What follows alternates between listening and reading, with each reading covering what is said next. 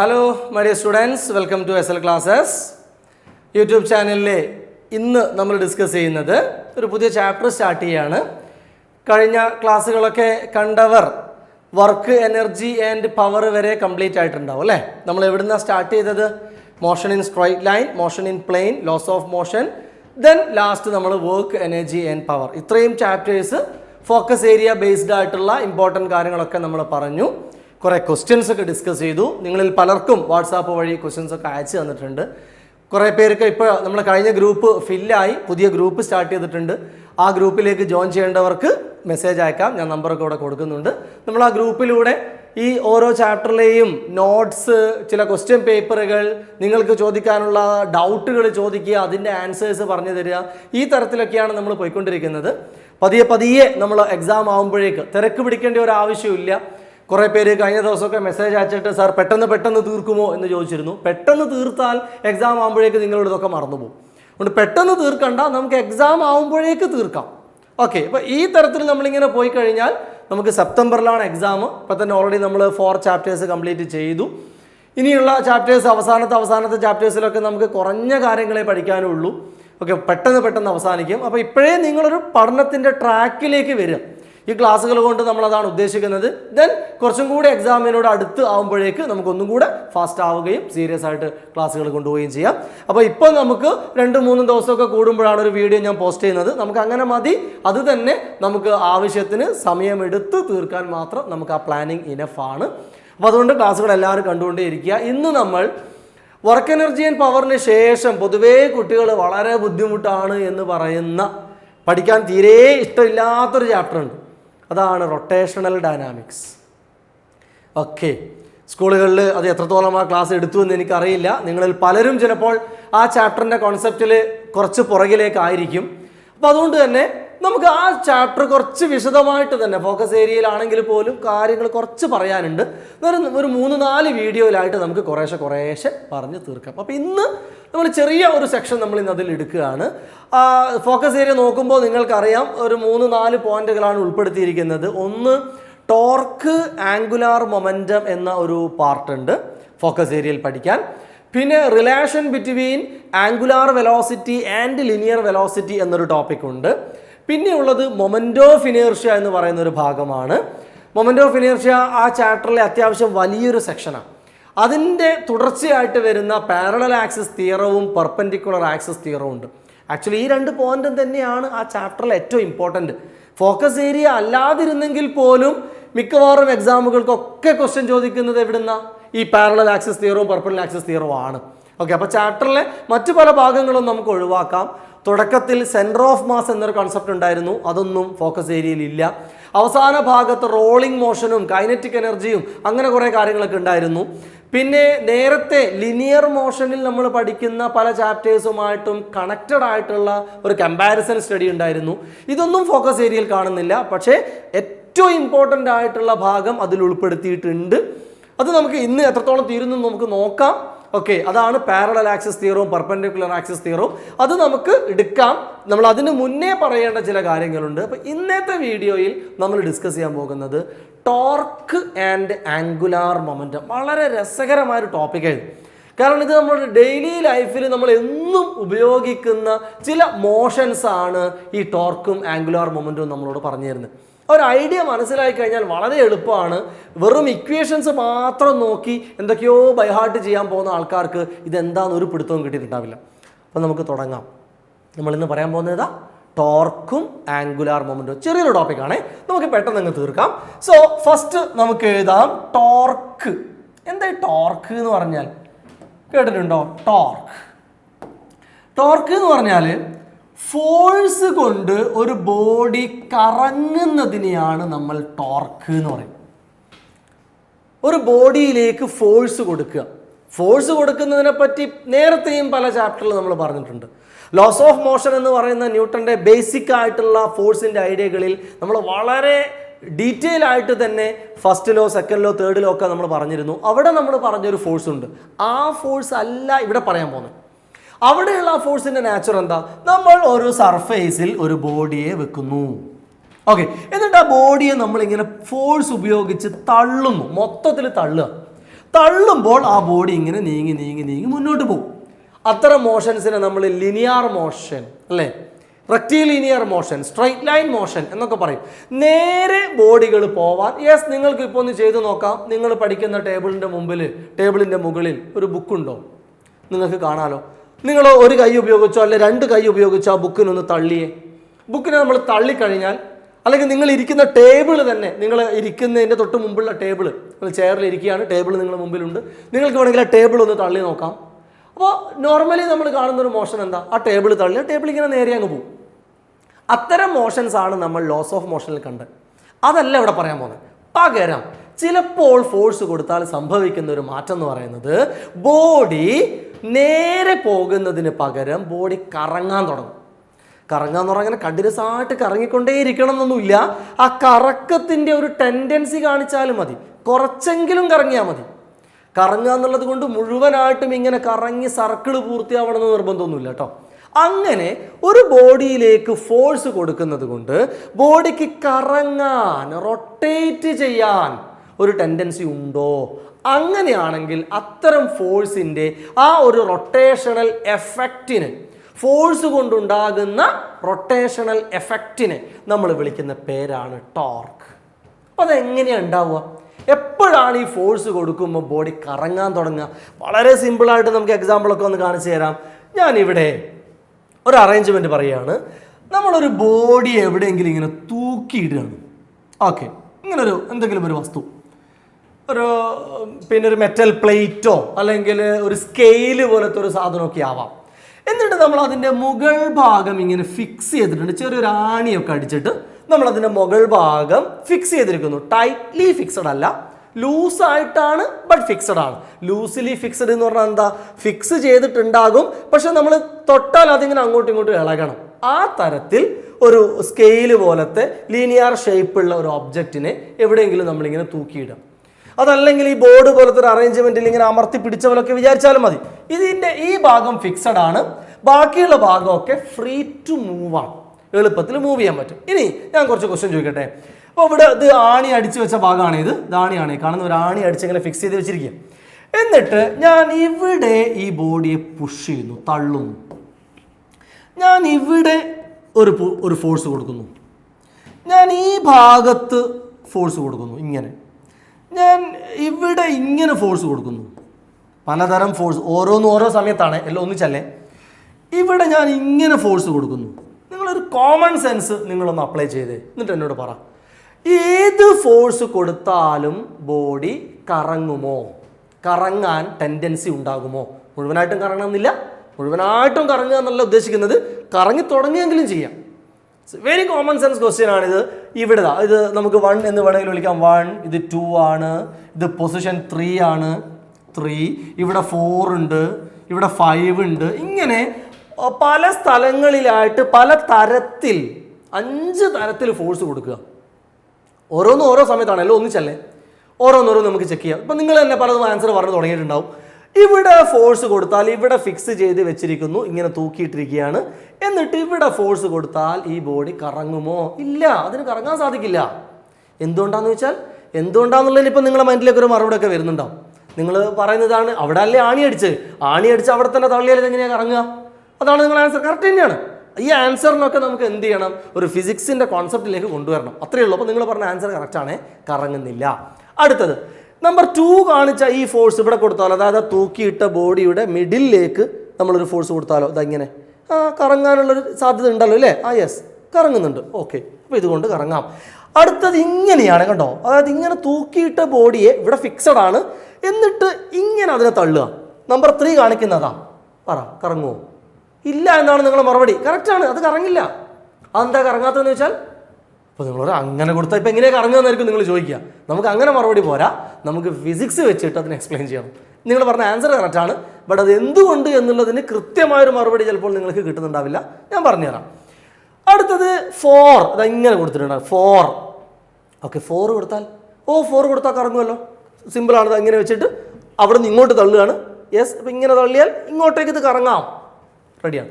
ഇങ്ങനെ കൊടുത്താലോ 5, അതായത് ഒരു കുറച്ച് ചരിച്ചിട്ടാണ് ആ ഫോഴ്സ് അല്ലേ, ഇങ്ങനെ ചരിച്ചിട്ട് ഇങ്ങനെ അങ്ങനെ കൊടുത്താലും ഈ അറ്റത്താണ് തള്ളുന്നത്. ആ ഇങ്ങനെ തള്ളൽ നിങ്ങളൊന്ന് വിചാരിച്ച് നോക്കിയേ, കറങ്ങും.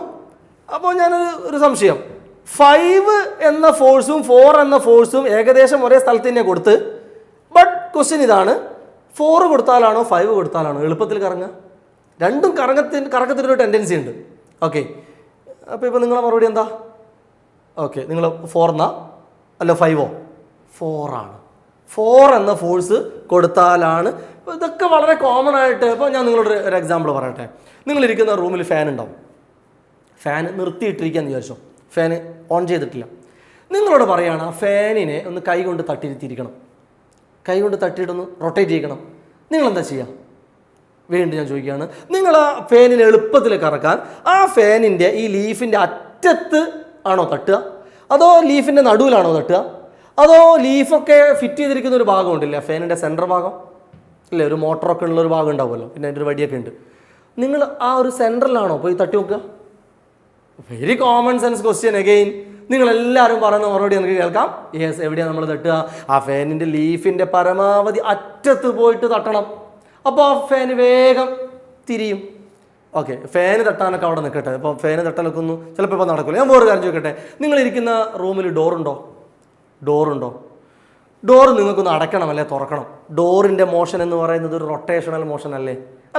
കാരണം ഡോറിൻ്റെ ഒരു ഭാഗം, ഇപ്പോൾ ഇവിടെ എനിക്കൊരു ഡോറ് കാണാം, നിങ്ങൾ നോക്കുക നിങ്ങളുടെ ഡോറിൻ്റെ ഒരു ഭാഗം ചുമരിൽ ഫിക്സ് ചെയ്ത് വെച്ചിട്ടുണ്ട്, പക്ഷേ മൂവ് ചെയ്യാൻ പറ്റും.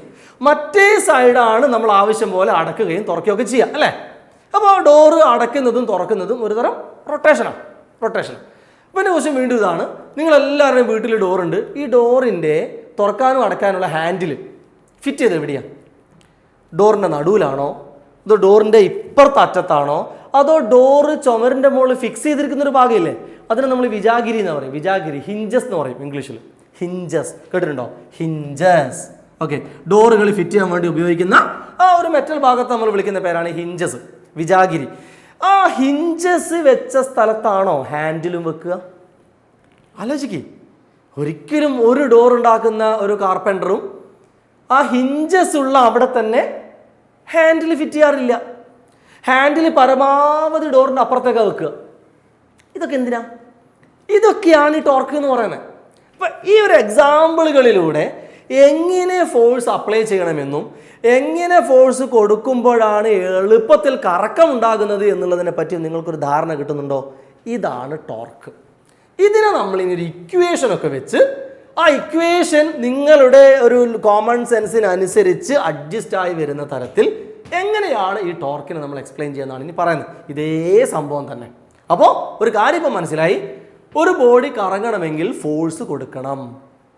ആ ഫോഴ്സ് എവിടെയെങ്കിലും കൊടുത്തിട്ട് കാര്യമില്ല. ആ ഫോഴ്സ് കൊടുക്കുന്ന സ്ഥലം ഇമ്പോർട്ടൻ്റ് ആണ്.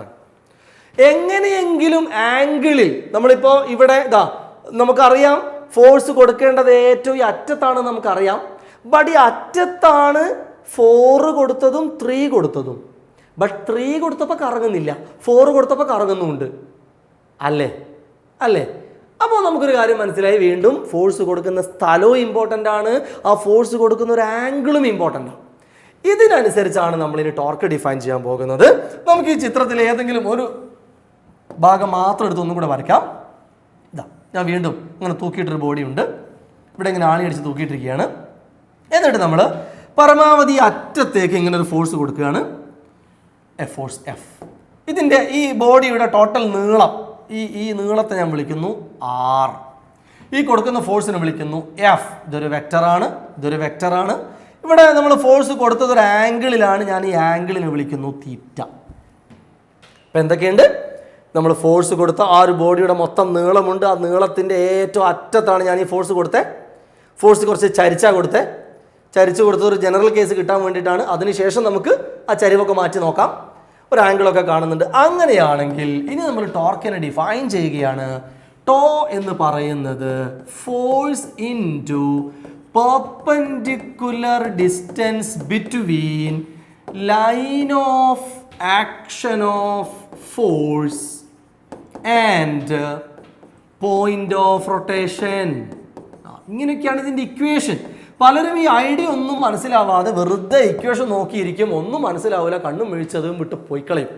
ഞാൻ ഇത്രയും നേരം പറഞ്ഞ സാധനത്തെ ഒരു ഫിസിക്സിൻ്റെ ടേമിലേക്കൊക്കെ എഴുതി വരുമ്പോൾ ഇങ്ങനെ ആയിപ്പോയിന്നേ ഉള്ളൂ. ഇത് വലിയ സംഭവമൊന്നുമില്ല. ഇത് നമുക്ക് പറഞ്ഞുതരാം. ശ്രദ്ധിച്ചോ, ടോർക്ക് കാണണമെങ്കിൽ ഫോഴ്സ് ഉണ്ട്. ഓക്കെ, ഫോഴ്സ് പ്രശ്നമില്ലല്ലോ, ഫോഴ്സ് നമ്മൾ കാണുന്നുണ്ട്. അതിനെ മൾട്ടിപ്ലൈ ചെയ്യണം പെർപെൻഡിക്കുലർ ഡിസ്റ്റൻസ്, ഒരു ഡിസ്റ്റൻസുമായിട്ട് അതിനെ മൾട്ടിപ്ലൈ ചെയ്യണം. ഏതാണ് ആ ഡിസ്റ്റൻസ്? ബിറ്റ്വീൻ ആരൊക്കെ തമ്മിൽ? Line of action of force. Force അനുഭവപ്പെടുന്ന ലൈൻ, ഈ ലൈൻ ഉണ്ടല്ലോ, ഇങ്ങനല്ലേ നമ്മൾ ഫോഴ്സ് കൊടുത്തിരിക്കുന്നത്. ഈ ലൈന് നമുക്ക് എത്ര വേണമെങ്കിലും നീട്ടി വരയ്ക്കാം. ഇങ്ങനെ ഇങ്ങോട്ട് നീട്ടാം, ഇങ്ങനെ ഇങ്ങോട്ട് നീട്ടാം. നിങ്ങളൊരു ഇൻഫിനിറ്റി കിടക്കുന്ന ഒരു ലൈനായിട്ട് അങ്ങ് വിചാരിച്ചോ. ആ ലൈൻ, അതായത് ഫോഴ്സ് ഏത് ഡയറക്ഷനിൽ വന്നോ ആ ലൈനിനെ നമ്മൾ വിളിക്കുന്ന പേരാണ് line of action of force. And point of rotation, ഏതൊരു ബോഡിയും കറങ്ങുമ്പോൾ ഒരു പോയിന്റ് ഫിക്സഡായി നിന്നിട്ടല്ലേ ബോഡി കറങ്ങുക. ഇപ്പം നമ്മൾ ഡോറ് അടയ്ക്കുകയും തുറക്കുകയും ചെയ്യുമ്പോഴും ഡോറിൻ്റെ ഒരു ഭാഗം ഫിക്സഡ് അല്ലേ? ഫാൻ ഇങ്ങനെ കറങ്ങുമ്പോൾ ഫാന് നടുവിലൊരു റോഡൊക്കെ വെച്ചിട്ട് ഫാന് ഫിക്സഡ് അല്ലേ? ആ പോയിന്റിനെ വിളിക്കുന്ന പേരാണ് പോയിന്റ് ഓഫ് റൊട്ടേഷൻ. ഓക്കെ, അപ്പോൾ ഇവിടെ ഈ ബോഡി കറങ്ങുന്നത് ഈ പോയിന്റ് ഫിക്സ് ചെയ്ത് വെച്ചിട്ടല്ലേ. അപ്പോൾ ഈ പോയിന്റ് ആണ് point of rotation. Point of rotation മനസ്സിലായോ? Point of rotation. അപ്പോൾ നമുക്ക് എന്താ വേണ്ടത്? ഒരു ഡിസ്റ്റൻസ് വേണം. അതൊരു പെർപെൻഡിക്കുലർ ഡിസ്റ്റൻസ് ആണ്, അതായത് ഷോർട്ടസ്റ്റ് ഡിസ്റ്റൻസ് ആണ്. Perpendicular means shortest.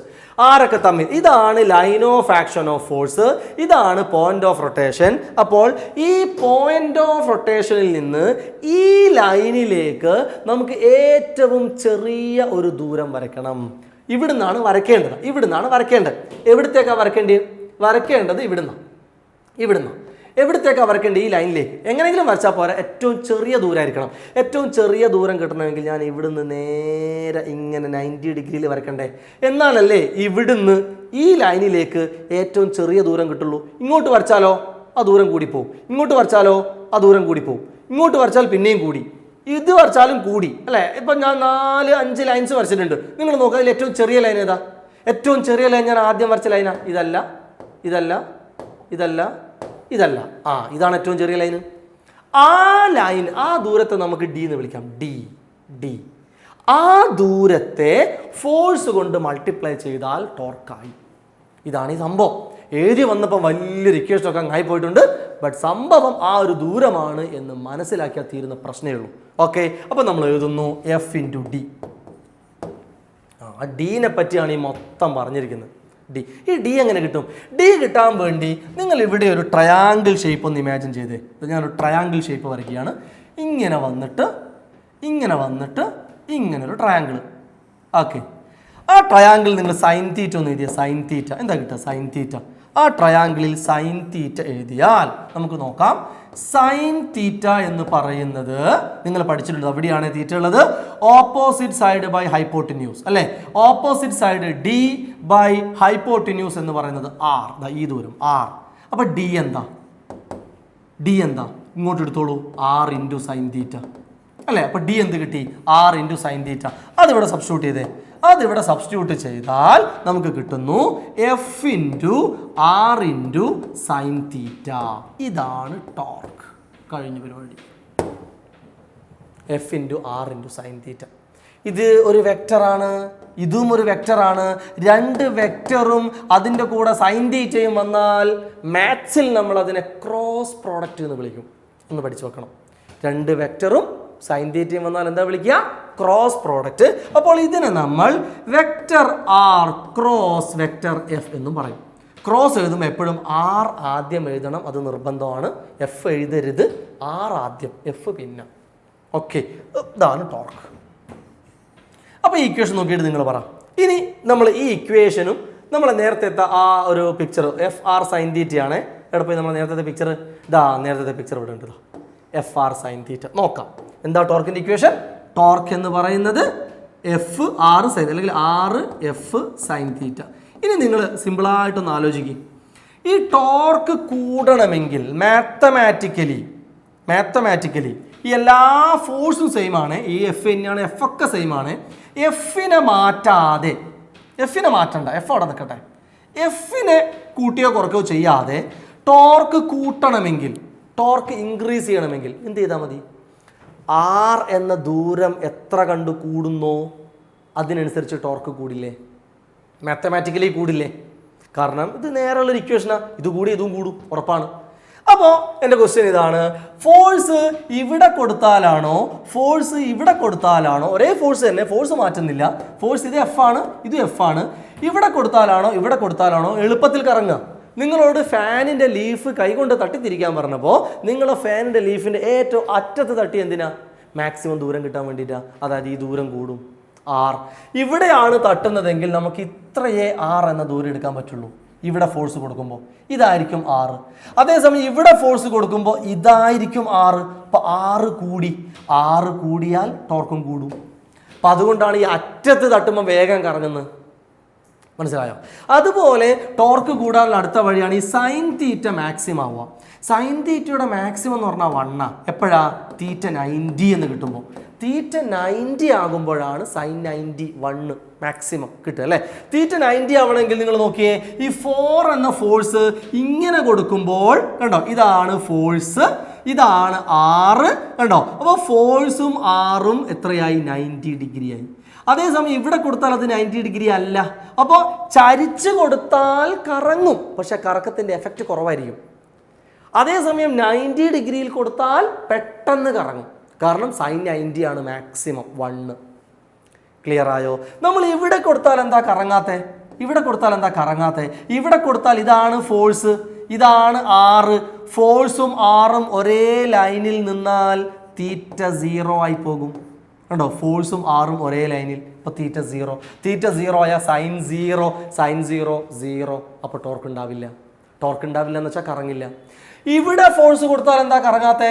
ഇവിടെ ഫോഴ്സ് കൊടുത്താൽ ഇതാണ് എഫ്, 6 എടുക്കാൻ പറ്റില്ല, കാരണം ഇവിടെ തന്നെയാണ് ഈ പോയിന്റ് ഓഫ് റൊട്ടേഷൻ ഉള്ളത്. പോയിന്റ് ഓഫ് റൊട്ടേഷൻ തന്നെ നമ്മൾ തള്ളിയാൽ 6 0 ആയി പോകും. അപ്പോൾ 6 0 ആയാൽ ടോർക്ക് 0 ആകും. പിടുത്തം കിട്ടിയോ മക്കളെ? കൺസെപ്റ്റ് മനസ്സിലായോ? ഈ തരത്തിൽ മനസ്സിലാക്കി പഠിച്ചാൽ ഇത്രയും രസകരമായൊരു ക്വാണ്ടിറ്റി ഇല്ല എന്ന് തന്നെ പറയാം. ടോർക്ക് അത്രയും ബ്യൂട്ടിഫുള്ളാണ്. കാരണം നമ്മൾ ഡെയിലി ലൈഫിൽ നമുക്ക് അത്രയും എക്സാമ്പിൾസ് പറയാൻ പറ്റുന്ന ഒരു സാധനമാണ് ഈ ടോർക്ക്. ഈ ഡോറിൻ്റെ കേസുകളൊക്കെ നിങ്ങൾ എപ്പോഴും ഓർത്ത് വെക്കുക. അപ്പോൾ നമ്മൾ ടോർക്കാണ് പറഞ്ഞത്. ടോർക്ക് എന്ന് പറയുന്നതിൻ്റെ ഫൈനൽ ഇക്വേഷൻ നമ്മൾ കണ്ടു, RF സൈൻ തീറ്റ. അത് ഇങ്ങനെയൊക്കെയാണ് വരുന്നത് എന്ന് വേണം മനസ്സിലാക്കാൻ. ഇത് ഡിറൈവ് ചെയ്യാനാണ് എക്സാമിന് ചോദിക്കുക. ടോർക്കിൻ്റെ ഇക്വേഷൻ ഡിറൈവ് ചെയ്യാൻ വേണ്ടി പറയും. പിന്നീട് ഇതുമായി ബന്ധപ്പെട്ട ചില പ്രോബ്ലംസ് ആണ് ചോദിക്കുക. ഇത്രയും കാര്യങ്ങൾ ക്ലിയർ ആണോ? ഓക്കെ ആണോ? നല്ലോണം വാച്ച് ചെയ്യുക, നല്ലോണം ശ്രദ്ധിക്കുക. ഞാൻ നോട്ട് പ്രൊവൈഡ് ചെയ്യുന്നുണ്ട്. വാട്സപ്പിലേക്ക് നിങ്ങൾക്ക് വേണ്ടവർക്ക് മെസ്സേജ് അയക്കാൻ ഞാൻ നമ്പർ ഇവിടെ കൊടുക്കാം. ആ നമ്പറിലേക്ക് മെസ്സേജ് അയക്കുന്നവർക്ക് വാട്സപ്പ് ഗ്രൂപ്പിലേക്ക് ജോയിൻ ചെയ്തിട്ട് നോട്ട്സും അതിൻ്റെ മറ്റുള്ള ക്വസ്റ്റ്യൻ പേപ്പറും കാര്യങ്ങളൊക്കെ നമ്മൾ തരുന്നുണ്ട്.